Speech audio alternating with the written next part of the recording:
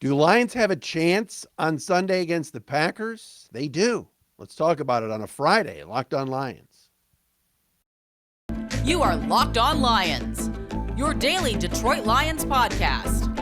Part of the Locked On Podcast Network, your team every day.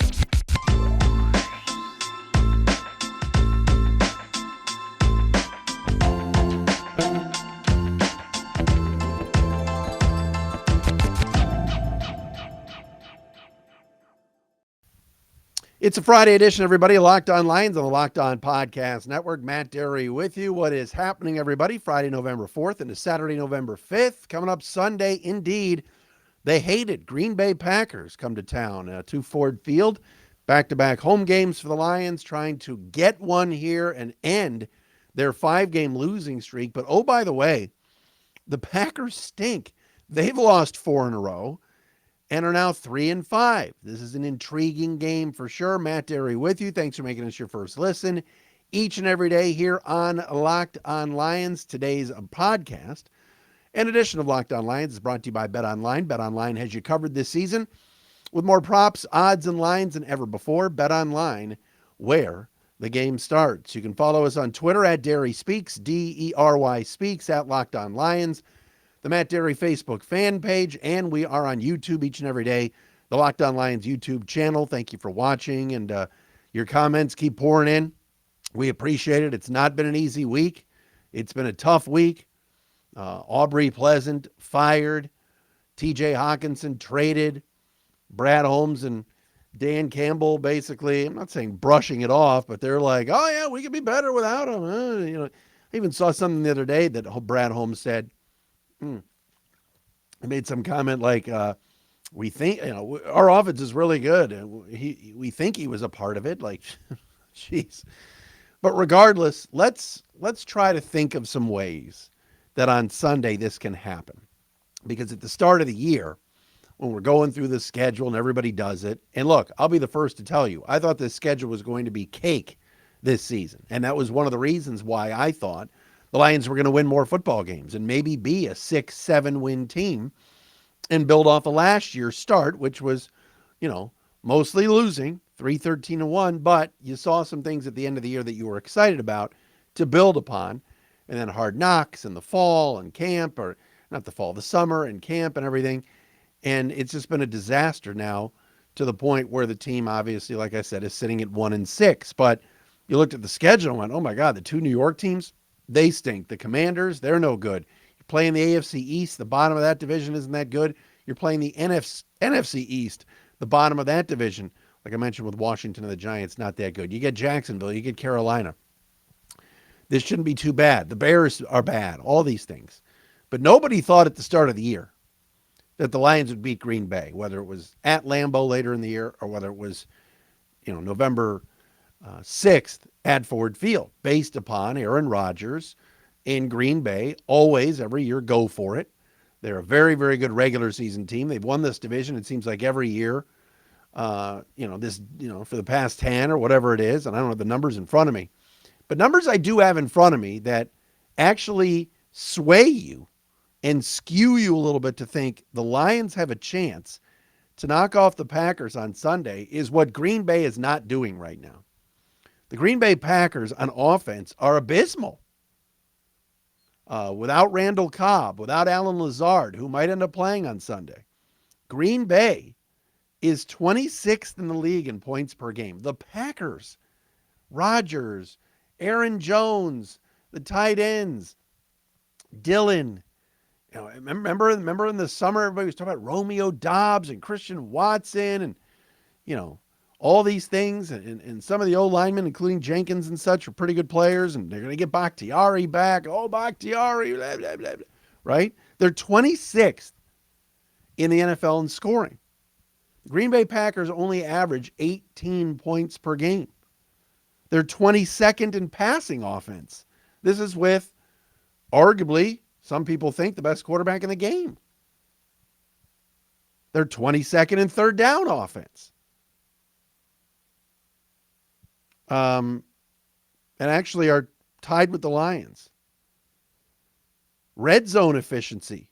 The Detroit Lions are third in the league in red zone efficiency. The Packers are 13th. So to disrupt Aaron Rodgers and to get Aaron Rodgers out of rhythm has not been that difficult this year. Now, again, some of you may say, well, I watched the Packers on Sunday night. They suck. Well, hold on a second. The Packers were playing in Buffalo. All right. They lost Christian Watson early in that game. Um, it was basically they didn't have Lazard, so it was like Amari Rodgers and Romeo Dobbs and the kid whose name escapes me, the weird name. It just it wasn't going to happen.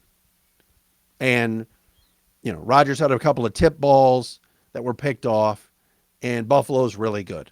All right, to win at Ralph Wilson Stadium or Rich Stadium, whatever they call it, is not going to be easy to do, nor is it going to be any kind of reality on a Sunday night with Bills Mafia going crazy. Buffalo is an elite team. All right, Kansas City is an elite team. Philly is an elite team. There's not many of them at the top of this league. Green Bay at 3-5, and as you heard yesterday, Peter Bukowski from Locked On Packers, go back and watch or listen to our crossover yesterday. Peter even said it. I mean, this is not a great football team, and it's probably not a team that's going anywhere this year at 3-5 currently. But they still have a lot of talent, and they still have number 12.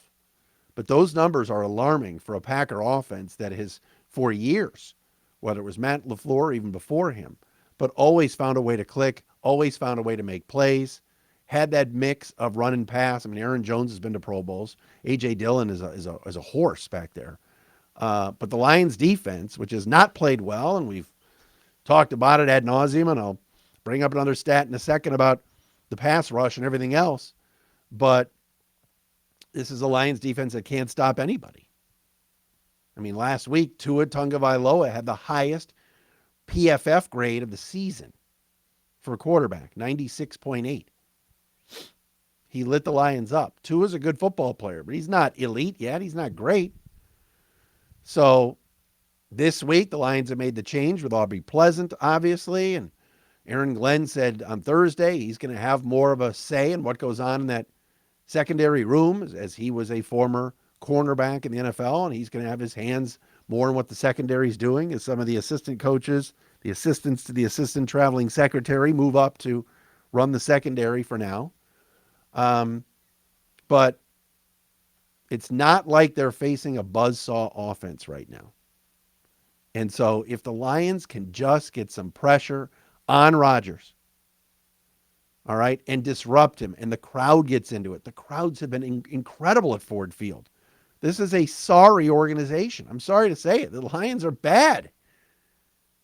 They've not done anything to earn other than hype you up on Hard Knocks and have a fun coach, and they're likable guys. It's a likable group of guys. But my goodness, you guys packed that stadium, and it's loud. That's a credit to the fans. And Sunday will get rowdy because it's the Packers. But there is a position group that's been a big disappointment, but I think can step up and have a decent game on Sunday and help them win. I'll tell you about that coming up next. But first, I want to tell you about our friends at Prediction Strike. We've talked about Prediction Strike a little bit. If you invested in players, okay, it's fun to do. It's almost like stocks. So, Locked On Lions today brought to you by Prediction Strike, the world's first sports stock market. You can now invest in professional athletes. Like I said, just like stocks, it's a lower risk alternative to sports betting, and athlete prices move based on performance and supply and demand. If you invested in Jalen Hurts a year ago, you'd be up 48%. If you invested in Kyle Pitts, I've got him on my fantasy team from the Falcons, he's down 44%. Tons of other options for you to look at. All right? Get on this app. It's a lot of fun, and it's a little bit different than what you're used to doing in terms of sports wagering or anything else or betting. It's fun. All right? And it's investing. 2.5% trade fees, lowest in real money sports. And you can invest in 4 sports, not just the NFL, but UFC, your favorite fighter, NBA, and MLB. Everyone knows you should be investing. Why not invest in what you actually know? Because we're all football fanatics, right? Download the Prediction Strike app and use code LOCKED, LOCKED, for a free share when you sign up and make a first deposit of $20 or more. That's promo code LOCKED for a special one-time giveaway. Prediction Strike will choose one person who signs up with code LOCKED and makes a deposit to win 100 free random shares. That can be worth up to $3,000 if you get lucky and receive Josh Allen shares. Invest what you know on Prediction Strike, the stock market for sports. And hey, can we pause the pod for a second? All right, we're paused. Great, because you got to try this. I'm talking about Built Bar's new reimagined flavors, cookie dough topper, coconut brownie bar, oh my God, my favorite, and coconut brownie topper, white chocolate peppermint granola. It's Built's take on the granola bar, so it's more filling and still insanely tasty, and candy cane brownie puff. Built Puffs are unreal, like biting into the universe's most delicious cloud. The marshmallowy taste, it's amazing. First off, for anyone who hasn't tried a Built Bar yet, what you're missing out. They're literally the best tasting protein bars ever. I have them every day, had them every day for years. They're good for you and they taste good. They're revolutionizing nutrition as we know it. 100% real chocolate, 17 grams of protein, and shockingly low sugar and calories, and only 130 calories. Magical, wonderful time afterwards. You're probably wondering which new flavor is my favorite. Get the mix box. All right, it's amazing. Built, you got to try this. Get 15% off your order right now by using the code LOCKEDON15 at built.com.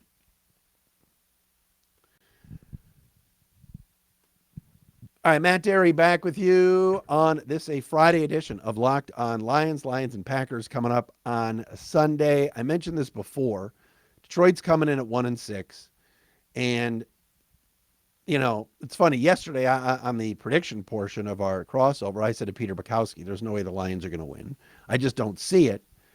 And he said he thinks the Lions can win. He wasn't making that prediction, but said if it's close, Green Bay just can't close games. They've been horrible in the fourth quarter, and they've been really bad coming out of the locker room. And I said, wait a minute. That sounds like the Lions. A huge key on Sunday is going to be Detroit's adjustments at halftime, regardless of if they're winning or losing. And they've gone in halftime locker rooms winning. You know, the Minnesota game, the Miami game, all of these games, a lot of these games. And they've been out-coached in the second half. And so what I want to see in the third quarter is this football team coming out and making some adjustments, whatever didn't go well in the first half or whatever went well in the first half, to continue to do that. And I'm calling out the coaches, man. Yes, there's not a lot of talent on this team. Yes, they're still trending upwards and building, as Brad Holmes said on Wednesday. When you still build, that means you're going to be putting players on the field that you're not sure about, and some you're going to keep, and some you're probably going to get rid of. All right? They're playing younger players. Michael Brockers has been a healthy scratch the last 2 weeks. He hasn't even played. He's making $8 million a year. He's one of your captains. So they're playing younger guys to see what they have, like Isaiah Buggs and others, Kaminsky along the D line. But that defensive line has got to do something this week, because even if Aaron Rodgers doesn't have Lazard, and he might play, and even if it's a young receiving core with Dobbs and Rodgers and Watson, all right, there's got to be pressure put on Aaron Rodgers, and that gets the crowd revved up. The Lions right now, according to Pro Football Focus, have the 27th best pass rush in the NFL out of 32 teams. We talked all offseason about how the Lions had to improve that position. And what did they do? They re-signed Charles Harris. They drafted Josh Pascal. They drafted Aiden Hutchinson. All right. They added some other movers along that defensive line. They told us Aleem McNeil in year 2 was going to be improved.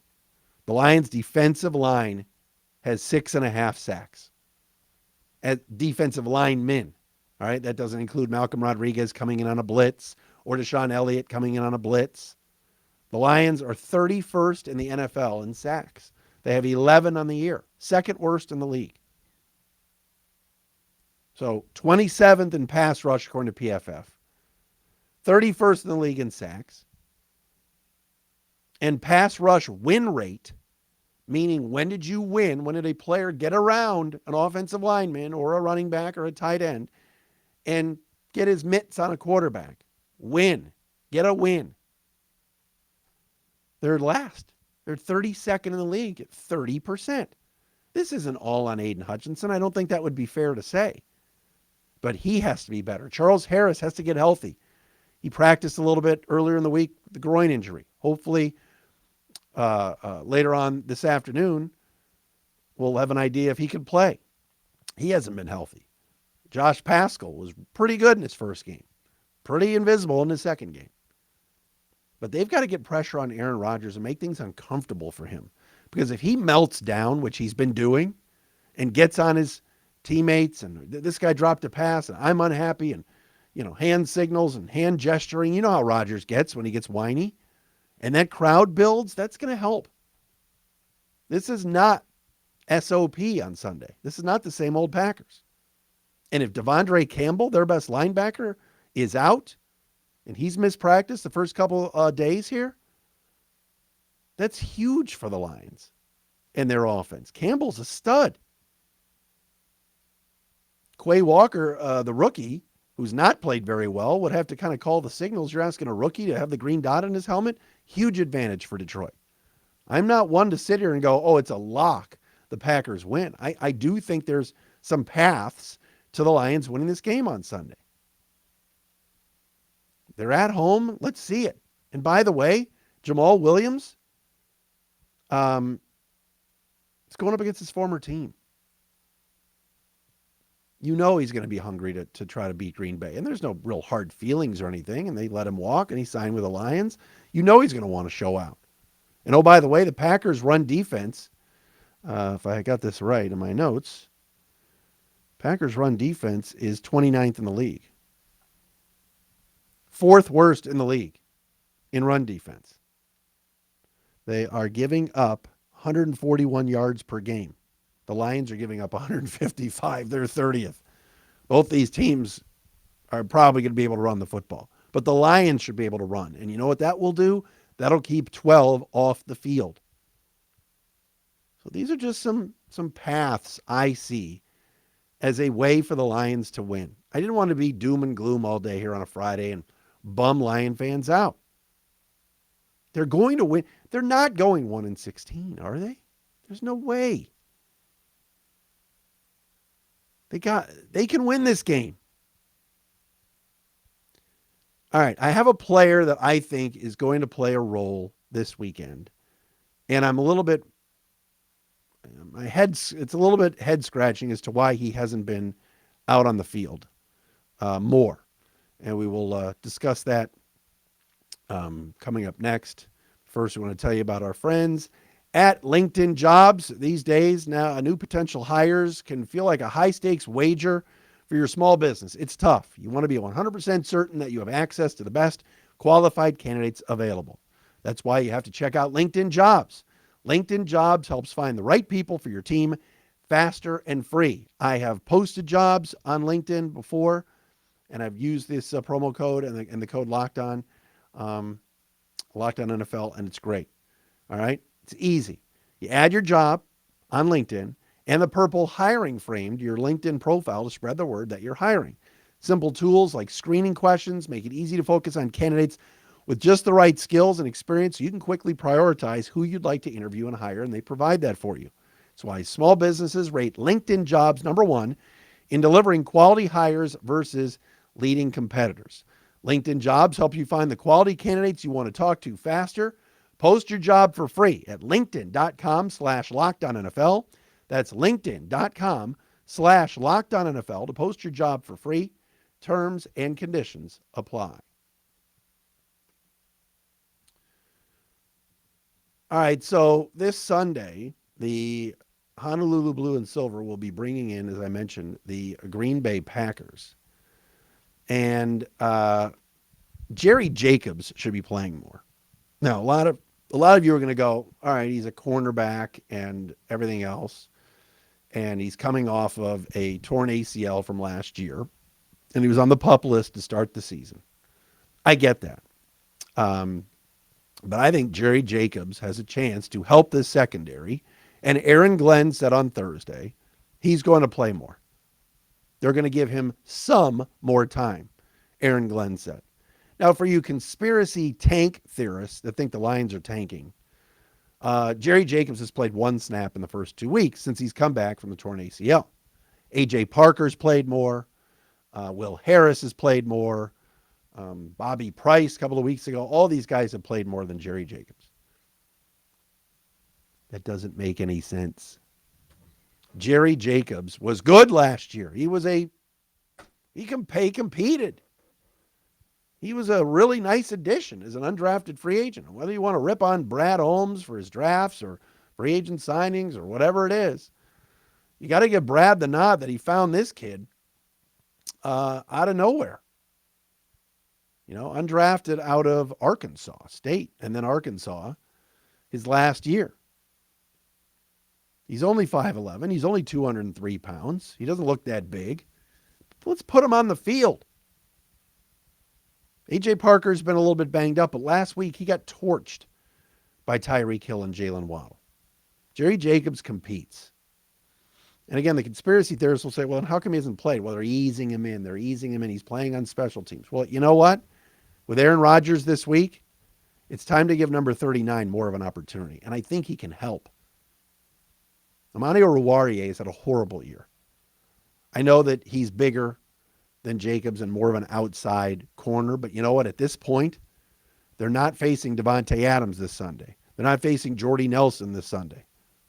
This is a young group of Packer receivers. Jerry Jacobs should be playing more. And I want to watch his snap count on Sunday and see how many more snaps he gets as a cornerback opposite of Okudah, who's been tremendous. But maybe he'll help. All these breakdowns, the firing of the secondary coach, all of these things. Go watch, I think it's Darius Butler, formerly of the Colts. He was on the Pat McAfee show the other day. Go watch his breakdown on film of just how the miscommunication and how poor the Lions secondary has been and how the Dolphins just ran Hill and Waddle in motion and confused the Lions secondary on all those plays. Well, maybe a guy like Jerry Jacobs would pick some of that stuff up and not allow the breakdowns to happen. So watch for Jacobs coming up this weekend. All right, thanks for making us your first listen here on a Friday edition of a Locked On Lions. Lions and Packers, Sunday at Ford Field. If you're going to the game, enjoy, have fun. We'll talk to you again later.